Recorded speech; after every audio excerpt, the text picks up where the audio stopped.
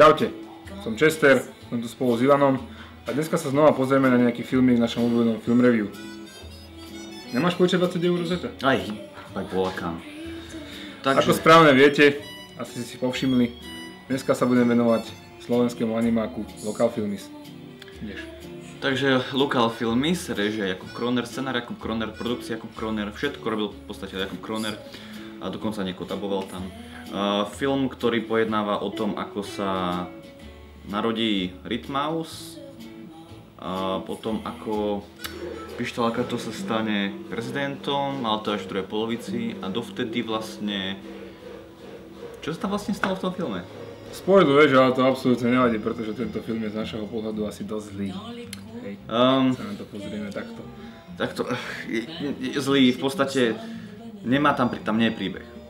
To je najväčšia nevýhoda toho filmu, že tvorcovia boli asi príliš leniví na to, aby si sadli za jeden stôl, vzali si to pero, vzali si ten papier a začali písať.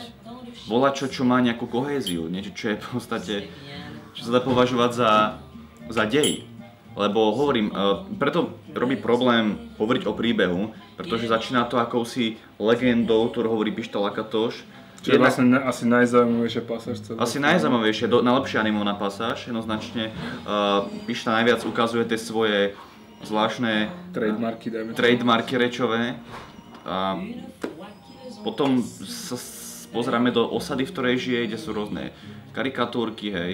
A narodí sa teda Rytmaus. A vlastne tento film, keby si všíma z jednej stránky Pištu ako muzikanta, ktorý chodí po rôznych cestách a zároveň Rytmausa, ktorý je v škole a chce byť slavným reperom. A potom je mu tak predigované, že bude vlastne taký spasiteľ, ako keby. Áno, jednak a potom majský spasiteľ. No, potom tu je Satan, ktorého dabuje Moloch, síce dobre, ale aj tak je tam Satan, potom Rýbka. Je tam veľa postav, ktoré nemajú ani že kamea, ale postav, ktoré majú veľa priestoru. Taký nosnejší príbeh. Hej, presne, a pritom, áno, poznáme ich z Local TV, to je všetko super, ale nešla tam žiadna námaha, nešla tam nejaká žiadna, jak by som to povedal, nebolo tam nič, čo by im tam nejakú tú ich pozíciu v tom príbehu nejak silnejšie upevnilo, bolo to strašne od vecí. Presne toto je ten problém Local TV v rámci dramaturgie. Keď sa pozrieme na scenár, tak absolútne ten príbeh nemá nejakú nosnú konštrukciu, ktorá by vás nejako zaujala. Ja osobne som si z toho odnesol, síce som sa smial na mnohých trademarkoch, mnohých tých odkazoch na popkultúru a jednotlivý ten svet, ktorý si Kroner vytvoril na stránke Local TV, ale dneska dostupom času pár dní proste cítim iba tie negatíva, ktoré mi tam vadili. Vadila mi Rybka, vadil mi Moloch, vadil mi proste Pišta v druhej polovici, keď bol jednoducho korunovaný za kráľa, totálne zbytočná pasáž.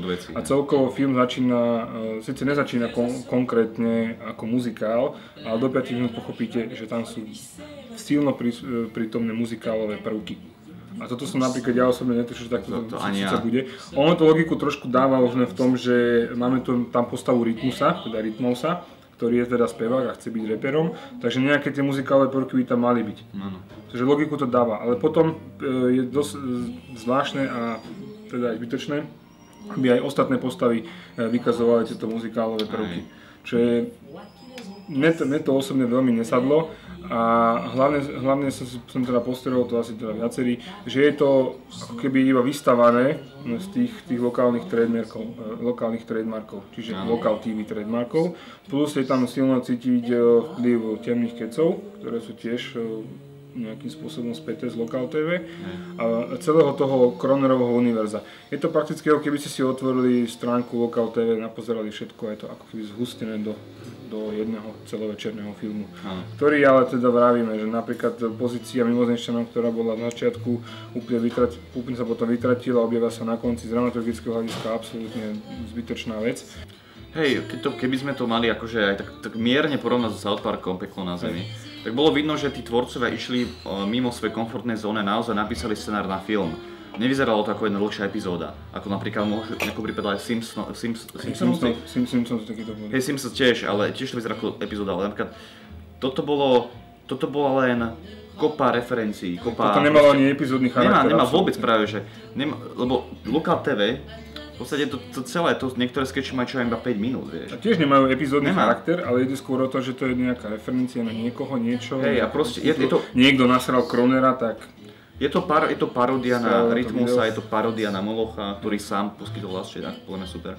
A je to paródia na veľa známych osobností z médií, veľa z médií a umeleckého sveta a podobne. Takže v tomto je dobré, lenže vo filme to nestačí. Vám nestačí len, že ukážeme na niekoho, alebo ukážeme, aha, to je Obama, začneme sa smiať. Tak to nefunguje, vtip. Každý vtip musí mať svoju pointu. Možno výnimku by som urobil pri Ritmausovi, tie scény s ním ma aspoň do prvej polovici celkom rozosmievali. Áno, bolo to veľmi vulgárne, ja viem, ale aj tak, proste je niečo dobrodružné na slovenskom filme počuť takéto. Áno, ale to vychádza priamo z postavy toho Ritmausa, lebo vieme, že ona má aj na Lokal TV širokú škálu, tam je celý ten kvázi seriál, viacero epizódiek. Takže príbeh nefunguje, je to neučesané, zbytočné veci sú tam, ale malo to pár kladov a jedným z nich je určite Marian Čakovský. Čakovský je Čakovský pán a toho uznávam. Vynikajúco sa daboval Ritmausa, aj Pištu, aj iné postavy a skrátka dobre sa to počúvalo. Ty veríš tomu, že to sú autentické postavy, lebo dáva im ten autentický hlas. A takisto aj Kroner, akože aj Moloch, tie hlasy boli dobré. Ako musím povedať, že tá dubbingová úprava, aj zvuková úprava vo všeobecnosti je vysoko kvalitná.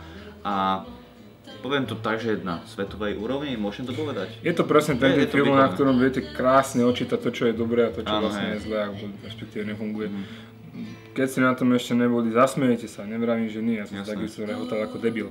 Ale osobne som si z toho odnesol skôr tie negatívne city. Dneska napríklad, že neviem, na čom sa smial. Neviem už presne ani si spomenúť, že ktoré veci ma rozosmiali, ale viem, že to boli skôr tie trademarky, ktoré už poznám z Lokal TV alebo teda z temných kecov. Čiže svojím spôsobom nič nové. Hej. Nič nové, ale nie je to určite na zahodenie. Podľa mňa je to dobrý štart pre slovenskú animovanú tvorbu. Je to dobrý impuls, pretože keď takýto film môže byť hotový, takéto úrovne, tak čo ďalej sa dá robiť, vieš?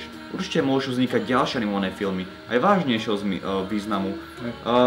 Môže znovu vzniknúť nejaký film z Lokal TV produkcie, môže byť lepší, viac učesaný. A možno tam bude aj tá vyduchcená Godzilla konečne. No, ktorá toto inak absentuje, by the way. Hej.